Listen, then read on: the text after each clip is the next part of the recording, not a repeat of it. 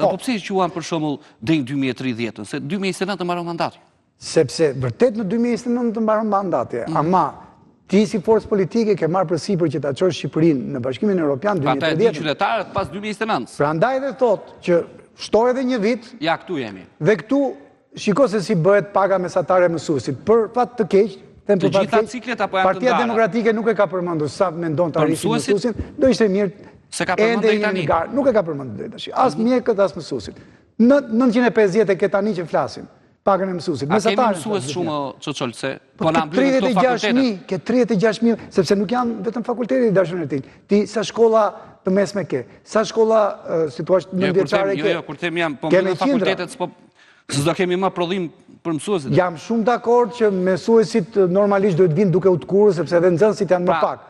Por ama i ke 36.000 tani që flasim. 36.000 mësues. Pra është një kategori e ndjeshme e popullsisë sonë. Atëherë, shkojmë shkurtimisht tek mjekët. Shikojmë për mjekët. Po. Sërish e ftoj partinë kryesore në opozitë të vendit tonë, timit dhe tëndit, që të thot diçka edhe për mjekët. Sepse ka pasur disa nisma interesante. Do kemi për opozitën dhe akoma se kanë nxjerr, po thoni. Ta nxjerrin. Ta nxjerrin sa më shpejt sepse këta e nxorrin. Atëherë shikoj, 1100 është paka mesatare tani që flasim. 2000 shkon brenda 5 viteve. Po kush mjek pra se mjekët janë shumë, sipas kategorive. Sigurisht, ne po flasim për paga mesatare. Këtu ke pagë mesatare, nuk ke pagë mesatare të një mjeku kirurg, për shembull, që mund të jetë më e larta. Ke pagë mesatare të një mjeku të përgjithshëm, janë të gjitha kategoritë e mjekëve. Do ndalemi të ardhurët për frym, sipas Partisë Socialiste do ta zbërtesh pak. Edhe këtu do ishte mirë që edhe Partia Demokratike ta përmendi, sepse ende për sa ka deklaruar deri tash sa dim nga programi i saj, që është program që duhet mbështetur, është program që duhet uruar, për sa i përket ideve. Pastaj realizueshmëria është diçka tjetër.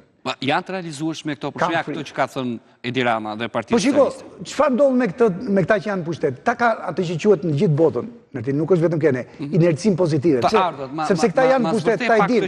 Atëherë, shiko, sot që flasim ne kemi 25 miliard euro prodhimin tonë të përgjithshëm, prodhim kombëtar që quhet. Vlerën e shtuaj që çdo vit ne i shtojmë ekonomisë dhe shoqërisë tonë. Nëse e ndajmë 25 miliard euro me 2.4 milion qytetar, të del ajo shifër, 10.342 euro për frym. Kjo nuk do të thotë që çdo shqiptar merr nga gati 800 euro për frym të ardhur, E qartë. Kjo është mesatare, është kurthi mesatare si quhet. Shikoj 50% më shumë mendon ta arrisi brenda 5 viteve të ardhshme. Çfarë është paqja fiskale që ka paraqitur Partia Socialiste? Sepse ka shumë paqartësi. Në ti të falenderoj sinqerisht. Për dy arsye. Së para, flitet shumë edhe për ata që janë të njohur me shkencën ekonomike që paqja fiskale është amnisti fiskale. Jo më vëlla. Kushdo që e ka thënë. Paqja fiskale nuk është falje fiskale.